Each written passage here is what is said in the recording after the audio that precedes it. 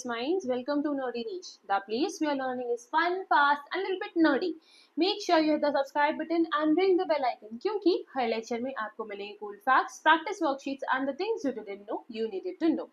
Today is our lecture number 3 of acid, bases and salts and आज की class में हम डिस्कस करने वाले हैं acids and bases in water के बारे में, यानी कि एसिड्स और बेसिस को जब हम पानी में मिलाएंगे तो क्या होता है। साथ ही साथ आज हम एक नए कॉन्सेप्ट की बात करेंगे जो है pH यानी कि यूनिवर्सल इंडिकेटर। चलिए स्टार्ट करते हैं।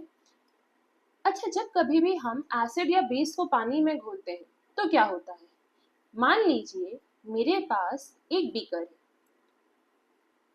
ठीक है, मेरे पास एक बीकर है। इस बीकर में मैंने पानी भरा हुआ है। क्या भरा है?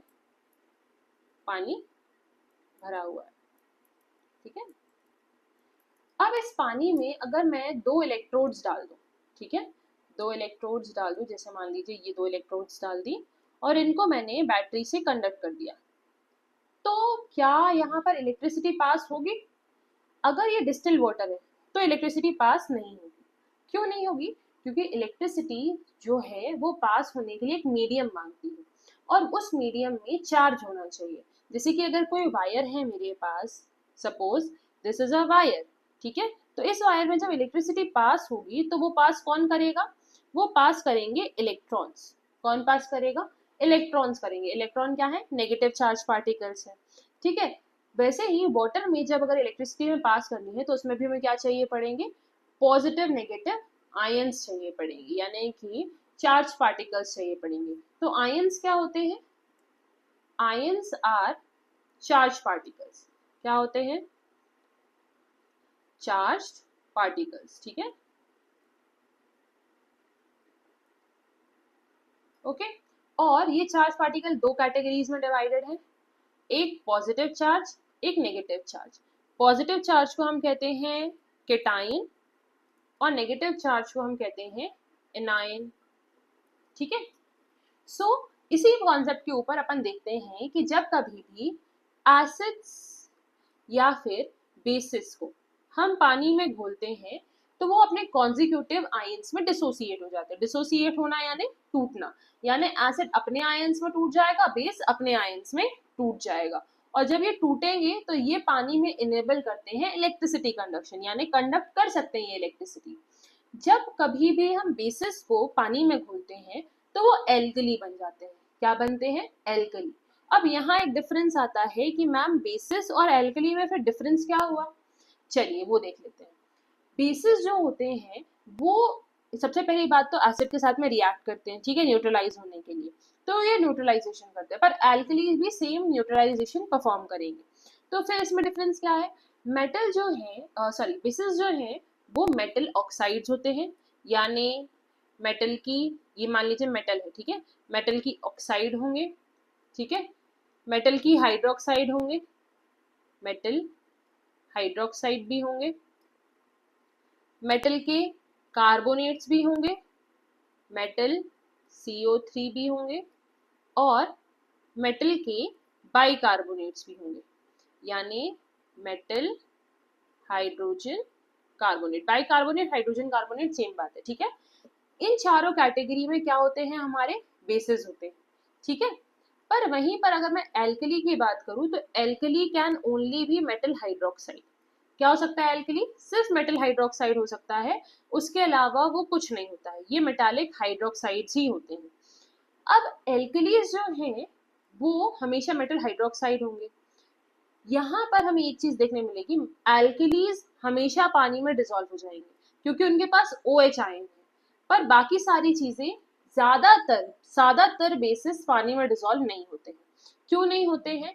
क्योंकि उनके पास में जो घुलने की पावर होती है, ठीक है, जो डिसोसिएशन की पावर होती है वो फुली नहीं होती है, इस वजह से वो पानी में पूरे तरीके से डिसोसिएट नहीं हो पाते हैं। कई सारे हो सकते हैं, जैसे कि कई मेटल ऑक्साइड, मान लीजिए मैं आपको कहूँ कैल्शियम ऑक्साइड है, क्विकलाइन, ये पानी में तुरंत घुल जाता है, ये अपना बनाएगा और CaOH बना लेगा होल ट्वाइस, ठीक है। तो ये तो घुल रहा है। मैंने आपसे क्या कहा? मोस्ट ऑफ देम, ठीक है, मोस्ट ऑफ देम इनसॉल्यूबल है वाटर में, ज्यादातर इनसॉल्यूबल है, पर पूरे के पूरे इनसॉल्यूबल है ऐसा नहीं कहा, ठीक है। तो ये बात आपको ध्यान में रखनी है कि ज्यादातर बेसिस पानी में इनसॉल्यूबल होते हैं यानी नहीं घुलते हैं, पर कुछ कुछ घुल भी जाते हैं। ये जब डिसोसिएट होते हैं एल्कली तो ये OH आयन को क्या करते हैं, लिबरेट करते हैं। क्या लिबरेट करते हैं, OH आयन को। और सारे एल्कली बेसिस तो हो सकते हैं पर सारे बेसिस एल्कली नहीं हो सकते। बेसिस एक वास्ट कैटेगरी है, इसके अंदर 4 कैटेगरीज है, ठीक है। एक ऑक्साइड है, एक हाइड्रोक्साइड है, एक कार्बोनेट है, एक बाइकार्बोनेट है। तो OH यानी एल्कली की जो कैटेगरी है वो किसके अंदर आ रही है, बेसिस के अंदर। तो एल्कली तो बेसिस है पर सारे के सारे बेसिस एल्कली नहीं है, ये बात आपको समझनी पड़ेगी, ठीक है। अब जब कभी भी हम पानी के अंदर, ठीक है, हाइड्रोजन आयन देते हैं तो वो हाइड्रोनियम आयन बना लेता है, ठीक है। हाइड्रोजन आयन देंगे तो क्या बना लेगा, हाइड्रोनियम आयन। कई बार जो हाइड्रोजन इटसेल्फ रहता है वो भी हाइड्रोनियम आयन बना लेता है वाटर से निकलकर। जैसे कि यहाँ 2 वाटर मॉलिक्यूल हैं, देखिए, ठीक है। यहाँ पर एक हाइड्रोजन इस वाटर मॉलिक्यूल का इस हाइड्रोजन इस ऑक्सीजन पर जुड़ जाएगा। अब हाइड्रोजन हमेशा किस फॉर्म में होता है, H पॉजिटिव के फॉर्म में। वाटर क्या है, न्यूट्रल है। तो जैसे ही एक हाइड्रोजन जुड़ा इसने कौन सा चार्ज ले आया, पॉजिटिव का चार्ज ले आया। तो हमारा आयन क्या हो गया, एक तो 3 हाइड्रोजन हो गया तो H3 हो गया, O और पॉजिटिव, H3O पॉजिटिव को हम हाइड्रोनियम आयन कहते हैं। जब पानी के पास एक एक्स्ट्रा H आयन आ जाए तो उसको हम क्या कहते हैं, हाइड्रोनियम आयन कहते हैं। और जब कभी भी हमारा OH अकेला बचता है, ठीक है, तो उसको हम कहते हैं हाइड्रोक्सिल या हाइड्रोक्साइड आयन, ठीक है, हाइड्रोक्सिल या हाइड्रोक्साइड आयन। ये अब हमें समझना पड़ेगा कि ये बनता कभी भी है, यानी वाटर कभी भी हाइड्रोनियम आयन बन सकता है जब कभी भी उसके पास H पॉजिटिव का आयन आए, ठीक है। तो hydronium ion is form when hydrogen ion accepts a lone pair of electron from the oxygen atom of the water molecule forming coordinate covalent bond। यहाँ पर coordinate covalent bond बन रहा है, ठीक है। अगर आपको ये बात समझ में नहीं आई है तो इसको एक बार आप रिकैप में देखिए। आपको सिंपल इस डेफिनेशन के ऊपर नहीं जाना है, जो मैंने आपको समझाया है आपको बस उस बात पर जाना है, ठीक है। डाइल्यूशन क्या होता है, ठीक है। अब जब कभी भी हम एसिड या बेस को पानी में डालेंगे वो डाइल्यूट हो जाएगा। मैं व्हाट इज डाइल्यूशन, मान लीजिए मैंने घर पर होली होली खेलनी थी मुझे, ठीक है। तो मैंने कलर घोला। अब मैंने जब कलर घोला तो मैंने कलर जो मेरा था वो बहुत गाढ़ा था, ठीक है। मैं होली खेलना जब स्टार्ट किया सडनली क्या हुआ, मैंने पूरा कलर एक ही बार में घुल लिया था। थोड़ी देर बाद मेरा पानी क्या हो गया, आधा बचा। कितना हो गया मेरा, लगभग लगभग हाफ बचा, ठीक है। मैंने 10 लीटर्स घोला था, 5 लीटर पानी बचा। तो 5 लीटर पानी में तो अब मैं होली नहीं खेल सकती ना, तो मैंने क्या किया, मैंने 5 लीटर पानी उसमें और ऐड कर दिया। तो जैसे ही मैंने ऐड किया तो मेरा कलर का जो डाई थी, ठीक है, वो क्या हो गई, हल्की हो गई। थोड़ी देर बाद फिर खेला, फिर 5 लीटर कम हो गया। मम्मी से बोला, मम्मी ने फिर 5 लीटर पानी बढ़ा दिया क्योंकि कलर तो मैं पहले ही खत्म कर चुकी हूँ। तो अब क्या हुआ, फिर से वहां पे कलर और हल्का हो गया। और जब मैंने अगली बार पानी बढ़वाया तो उसके बाद में फिर क्या हो गया, कलर और हल्का हो गया, ठीक है। तो यानी कि यहाँ पे क्या हो रहा है, थोड़ी थोड़ी देर में पानी बढ़ाने से कलर हल्का हो रहा है, ठीक है। इसके बाद मैं पानी बढ़वाने को कहा तो मम्मी ने मुझे घर पे बुला लिया, बोला कि बस बहुत हो गई, होली बहुत खेल ली, अब नहीं खेलना है। टिपिकल मम्मीज है ना। अब यहाँ पे हमें क्या समझना है कि अगर कोई भी चीज हल्की होती जा रही है, कम होती जा रही है, जैसे मान लीजिए मेरे पास एक बीकर है, ठीक है। Suppose I have a beaker,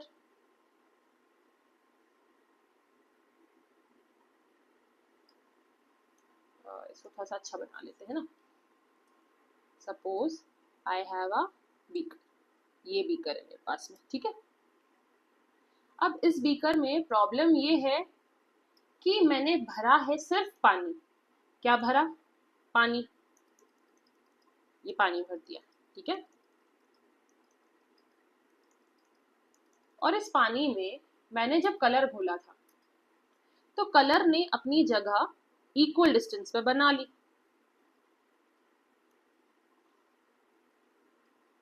ठीक है। कुछ इस तरीके से मेरा कलर हर जगह पर मौजूद है। अब हुआ ये, थोड़ी देर बाद जब मैंने खेलना, मतलब मेरा जो कलर खत्म हुआ, तो उस समय हुआ ऐसा तो मेरे बीकर की दीवारी उड़ गई, इसको भी फिर बना लेते हैं, ठीक है। तो मेरा आधा पानी क्या हो गया, खत्म हो गया, है ना। क्या हो गया, मेरा आधा पानी खत्म हो गया। तो जब मेरा आधा पानी खत्म हुआ और मम्मी ने इसमें पानी बढ़ाया, तो पानी बढ़ने पर सिर्फ पानी बढ़ा, कलर तो बढ़ा नहीं। तो ये कलर तो उतना ही रहा, यानी कलर क्या हो गया, ऑटोमेटिकली पानी में कम हो गया। इसी को हम डाइल्यूशन कहते हैं। डाइल्यूट करना यानी किसी भी सॉल्यूशन को पतला करना, उसकी कॉन्सेंट्रेशन को कम करना, उसके अंदर जो आयंस प्रेजेंट है उनको कम करना। अब आयन कब हम कब कर सकते हैं, या तो मैं क्या कर दूं, पानी मिला दूं, यानी कि मेरा जो सॉल्वेंट है वो मैं ज्यादा कर दूं, तो ऑटोमेटिकली डाइल्यूट हो गया। या फिर मैं इसके जो आयंस है वो कम कर दूं, यानी कम घोलूं स्टार्टिंग में, तो भी मेरी क्या हो जाएगी, कॉन्सेंट्रेशन ऑटोमेटिकली कम हो जाएगी।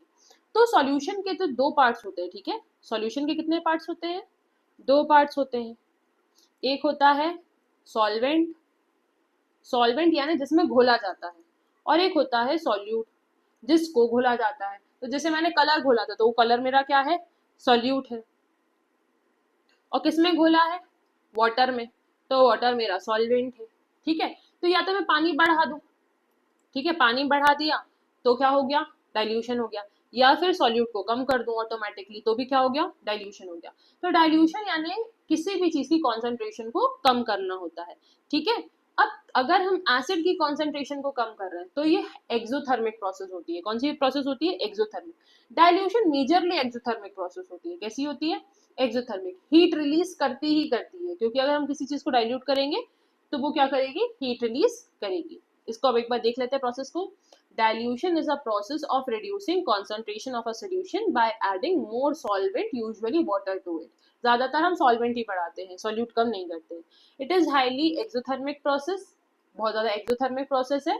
To dilute acid, the acid must be added to water, not the other way round, ठीक है।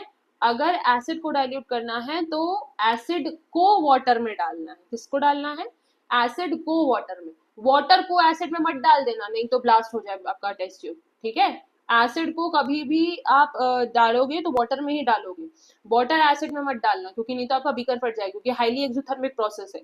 पानी क्योंकि क्या रहता है, रूम टेम्परेचर में रहता है, और पानी ज्यादा अमाउंट में रहेगा तो आपका जो टेस्ट ट्यूब या फिर बीकर जो भी चीज रहेगी वो क्या होगी, कम गर्म होगी। पर एसिड ऑलरेडी बहुत ज्यादा हायर कॉन्सेंट्रेशन में, जैसे ही उसमें एसिड डालोगे ब्लास्ट हो जाएगा, ठीक है। किसी को करना नहीं है ब्लास्ट, नहीं तो अभी आप लेबोरेटरी में, अगली छुट्टियां खत्म हो और लेबोरेटरी में मिलो मुझे, ठीक है। अब हम आते हैं नए कॉन्सेप्ट पर, that is universal indicator pH. क्या, यूनिवर्सल इंडिकेटर पीएच। पीएच का फुल फॉर्म होता है पोटेंशियल ऑफ हाइड्रोजन। क्या होता है, पोटेंशियल ऑफ हाइड्रोजन। अगर किसी को ध्यान हो तो मैंने एक ब्रॉन्स्टेड थ्योरी पढ़ाई थी एसिड की, जिसमें मैंने बताया था कि जो चीजें हाइड्रोजन को देती हैं वो एसिड होती हैं, है ना। जो चीजें हाइड्रोजन देती हैं वो एसिड है, और जो हाइड्रोजन लेती हैं वो बेसिस है। क्या है, बेसिस है। तो हम किसी भी चीज की एसिडिटी या बेसिसिटी बताने के लिए पीएच का यूज करते हैं। पीएच बताता है कि वो कितने हाइड्रोजन आयन देता है या कितने हाइड्रोजन आयन लेता है, और उसके अकॉर्डिंग वो अपना कलर चेंज करता है। इसे हम कहते हैं यूनिवर्सल इंडिकेटर। ये एक स्केल के फॉर्म में होता है, स्केल यानी कलर स्केल होता है। होती देखिए, जैसे ये स्ट्रिप्स दिख रही है, इसके अंदर येलो स्ट्रिप्स, ऐसी येलो येलो स्ट्रिप्स होती है। ये येलो स्ट्रिप्स अपना कलर चेंज करती हैं whenever they comes in the contact of any acid और बेसिक सॉल्यूशन। किसी भी एसिड या बेसिक सॉल्यूशन में आके ये अपना कलर चेंज करती हैं। इस स्केल की रेंज है 0 से लेकर 14 तक, और कलर्स है 0 से लेकर 7 तक एसिड्स है, 7 से लेकर 14 तक बेसिस है। 7 आपका न्यूट्रल एरिया है। कौन सा एरिया है, न्यूट्रल, यानी 7 पे ये न्यूट्रल रहेगा। अब यहाँ पर 7 से 4 तक आपके क्या रहेंगे, वीक एसिड्स। कैसे एसिड्स रहेंगे, वीक, ठीक है। इसको मैं WA लिख रही हूँ, आप समझ जाना, ठीक है। कैसे एसिड्स रहेंगे, ये वीक एसिड्स रहेंगे, ठीक है। और 4 से लेकर 0 तक ये रहेंगे स्ट्रॉन्ग एसिड्स, यानी जो ये वाले कलर शो करेंगे वो स्ट्रॉन्ग एसिड्स हैं, जो ये वाले कलर शो करेंगे वो वीक एसिड्स हैं। जो 7 से लेकर 10 तक कलर शो करेंगे वो वीक बेसिस हैं, और जो 10 से लेकर 14 तक कलर शो करेंगे वो स्ट्रॉन्ग बेसिस है। ठीक है, कैसे बेसिस है? स्ट्रॉन्ग बेसिस है। ये आपके पीएच स्केल यूज होता है स्ट्रेंथ ऑफ एसिड या बेस बताने के लिए कि कौन सी चीज ज्यादा एसिडिक है, कौन सी चीज कम एसिडिक है, कौन सी चीज ज्यादा बेसिक है, कौन सी चीज कम बेसिक है। ठीक है, जैसे कि देखिए सल्फ्यूरिक एसिड का पीएच 0 के आसपास लाई करता है। स्टमक में जो HCl एसिड होता है, ठीक है, हमने लाइफ प्रोसेसेस में पढ़ा है, वो 1 के आसपास लाई करता है। लेमन जूस 2 के आसपास to 3, vinegar 3-4, tomatoes 4-5, coffee 5-6, pure rain 6-7, ठीक है, डिस्टिल्ड वाटर या सलाइवा 7, यानी ये क्या होते हैं? न्यूट्रल होते हैं। Bloods and tears are little bit basic, ठीक है, लिटिल बिट बेसिक की तरफ अब हम शिफ्ट होते जा रहे हैं। सी वाटर, बेकिंग सोडा बेसिक होते हैं। मिल्क ऑफ मैग्नीशिया 11 की रेंज में स्ट्रॉन्ग एसिड, स्ट्रॉन्ग बेस होने लगा है। House hold ammonia basic, very basic, ठीक है। हाउस होल्ड ब्लीच ये भी वेरी बेसिक। लाई NaOH ये भी बहुत बेसिक है। तो ये स्ट्रेंथ बता रहा है आपको कि कौन सी चीज कितनी ज्यादा बेसिक होती है, ये चीज आपको ध्यान में रखनी है, ठीक है। अच्छा, पीएच जो मैंने आपको इतनी बड़ी लंबी चौड़ी बात बताई, बोला मैम ये तो लैब में यूज होता है, क्यों हम पढ़े, क्या जरूरत है, लैब में जब जाएंगे तब देखेंगे। नहीं, पीएच का आपकी डेली लाइफ में बहुत ज्यादा यूज है। बोलोगे मैम कैसे? चलिए देखते हैं। पीएच आप किसी भी ऑर्गेनिज्म की लिविंग के लिए बहुत इंपॉर्टेंट होता है। जो सॉइल होता है जिसमें हम प्लांट्स ग्रो करते हैं, ठीक है, प्लांट्स को ग्रो करते हैं, उनका एक पर्टिकुलर पीएच होता है। जैसे कि टी प्लांट्स जो रहते हैं, ठीक है, T plant require acidic salt, sorry soil, acidic soil, मतलब सॉल्ट इन सेंस वो ये होता है कि एसिडिक सॉल्ट होना चाहिए किसमें? सॉइल में। अभी एसिडिक और बेसिक सॉल्ट का हम आपको कॉन्सेप्ट समझा देंगे, इसलिए मैंने अभी वो बोला। आप अभी इसको इतना समझो कि उन्हें क्या चाहिए होता है, उन्हें चाहिए होता है एसिडिक सॉइल, यानी सॉइल जिसमें थोड़ा थोड़ा एसिड प्रेजेंट हो, ठीक है, एसिडिक सॉइल चाहिए उन्हें। तो कई प्लांट्स की रिक्वायरमेंट होती है एसिडिक सॉइल, कई प्लांट्स की रिक्वायरमेंट होती है बेसिक सॉइल। तो अगर इन किसी भी सॉइल का पीएच बिगड़ेगा तो हमारी जो क्रॉप प्रोडक्शन है सबसे पहले वो इफेक्ट हो जाएगी, ठीक है। यानी पीएच क्या होता है? हमारे प्लांट्स की ग्रोथ के लिए बहुत इंपॉर्टेंट होता है। वही जो एनिमल्स होते हैं, एनिमल्स के लिए भी पीएच बहुत इंपॉर्टेंट होता है। कई बार हमने एसिड रेन पढ़ा हुआ है। What is acid rain? Acid rain क्या होती है? Acid rain is basically the rain due to pollution, ठीक है। क्या हुआ, जैसे कि अच्छा इसको यहाँ पर अपन एक स्लाइड इंसर्ट कर लेते हैं सो दैट आपको अच्छे समझ में आ जाएगा। मान लीजिए हियर इज माय लैंड, ठीक है, ये मेरा लैंड है, ये मेरा लैंड है, ठीक है। इस लैंड पर सर्टेन वाटर बॉडीज प्रेजेंट है, ये मेरी वाटर बॉडी है, ठीक है, ये मेरी वाटर बॉडी हो गई। अब यहाँ पर क्या हुआ, जो क्लाउड्स थे मेरे, क्लाउड्स से वाटर वेपर्स के, किसके क्लाउड्स थे? वाटर वेपर के क्लाउड्स थे। अब यहाँ पर क्या हुआ, इस एरिया में कुछ इंडस्ट्रीज आकर खुली। क्या हुई? कुछ इंडस्ट्रीज आकर खुली। सपोज ये एक बिल्डिंग आकर बनी, ठीक है, ये दो तीन बिल्डिंग्स आकर बनी, ये बिल्डिंग्स होगी, ठीक है। इनसे क्या रिलीज हुआ? Smoke. Smoke in sense SO2 की ऑक्साइड निकली, ठीक है, NO2 की ऑक्साइड निकली। तो अब इन गैसेस का क्या होता है काम, जैसे ये वाटर वेपर के साथ मिक्स करेंगी, ये एक हार्मफुल केमिकल बना लेती हैं जो होते हैं एसिड्स, H2SO4, ठीक है, HNO3, ये एसिड्स बना लेते हैं। अब जैसे इन्होंने एसिड बनाया, ये कंडेंस हुए, तो ये क्या होंगे? ये रेन बनकर बरसेंगे, है ना, रेन बनकर ये बरसेंगे। तो ये बरसना चालू हुआ। जैसे ये बरसे तो इनने एसिडिटी, एसिड्स ट्रांसफर करे कहाँ पर? हमारे सॉइल में।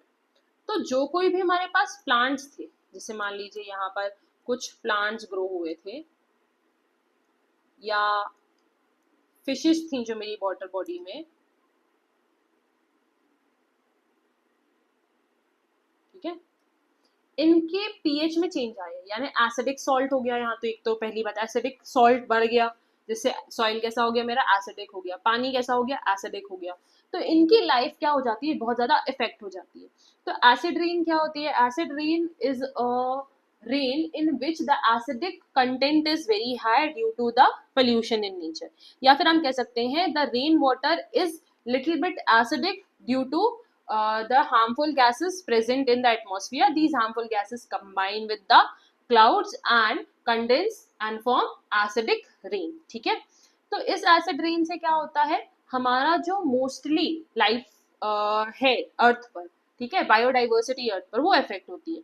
तो प्लांट्स और एनिमल्स एसिड रेन से बहुत ज्यादा इफेक्ट होते हैं। इस वजह से पीएच बहुत इंपॉर्टेंट होता है इनकी एक्टिविटीज के लिए, ठीक है। तो animals are and plants are pH sensitive, जैसे कि कई बार पॉन्ड्स में अभी आप सुनेंगे कि जैसे एसिड रेन होती है तो कई बार एक पूरे पॉन्ड की फिशेस क्या हो जाती हैं, डाई हो जाती हैं, ठीक है।